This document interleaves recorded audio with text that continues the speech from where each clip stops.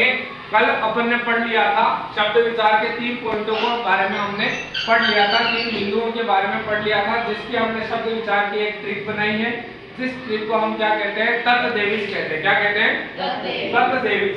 तत्देविश से त से बन रहा है तत्सम, त से बन रहा है तद्भव, उसके बाद दे से देशज, बी से विदेशी और संकर। तो कल हमने पढ़ लिया था तत्सम पढ़ लिया, तद्भव पढ़ लिया और देशज पढ़ लिया था। आज हम पढ़ेंगे विदेशी शब्द। विदेशी शब्द कहते किसको हैं? विदेशी शब्द जो ऐसे शब्द जो हिंदी में अन्य भाषाओं के जो शब्द हैं वो हिंदी में हूबहू प्रयोग किए जा रहे हैं किन्हीं कारणों से।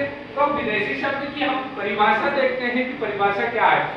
राजनीतिक, आर्थिक, धार्मिक एवं सांस्कृतिक कारणों से किसी भाषा में अन्य देशों की भाषाओं के भी शब्द आ जाते हैं, उन्हें हम क्या कहते हैं? विदेशी शब्द कहते हैं। अब जो हमने पूरे शब्द लिखे हुए हैं, अलग अलग देशों के शब्द हैं, अलग अलग भाषाओं के शब्द हैं, वो हिंदी में क्या हो रहे हैं? हिंदी में और आम बोलचाल की भाषा में हम उन शब्दों का प्रयोग हूबहू कर रहे हैं। चाहे हम जहां पर भी हैं, हमें ये पता नहीं है कि वो शब्द कौन सा है, पर हम उसका प्रयोग कहाँ कर रहे हैं?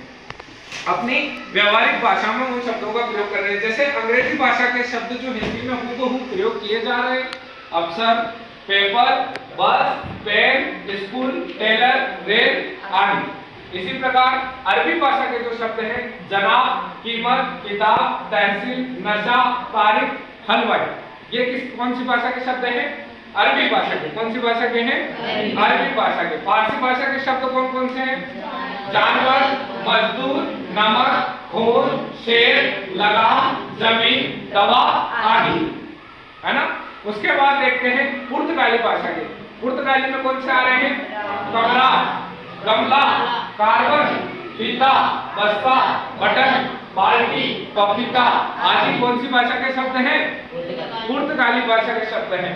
तुर्की भाषा के शब्द है कैंची, तोप, चम्मच, चुगली, नीली, लाश, सराय। ये सभी ऐसे शब्दों को लिखा गया है जो हम रोजाना हमारे प्रयोगों में ले रहे हैं, बोलने के प्रयोग में, व्यवहारिक भाषा में प्रयोग में ले रहे हैं। फ्रेंच के हैं काजू, कूपन, कारतूस, टेबुल आदि। चीनी भाषा के चाय, तूफान, लीची। डच भाषा में बम, चिड़िया, ड्रिल आदि। जर्मनी नाजीवाद, नास्तिक, गार्डन आदि। तिब्बती में लांबा, दाढ़ी आदि। इसी प्रकार रूसी में जार, हुजूर, लूना आदि। लास्ट है हमारा यूनानी भाषा, जिसमें एकेडमी, एटलस और बाइबल। इस तरीके से इन सभी देशों की जो भाषाएं हैं, इन सभी भाषाओं का समावेश किसके अंदर हो गया है? हिंदी के अंदर हो गया है। और इसके आगे का लास्ट जो बचा है उत्पत्ति के आधार पर संकर शब्द, उसको हम आगे पढ़ेंगे।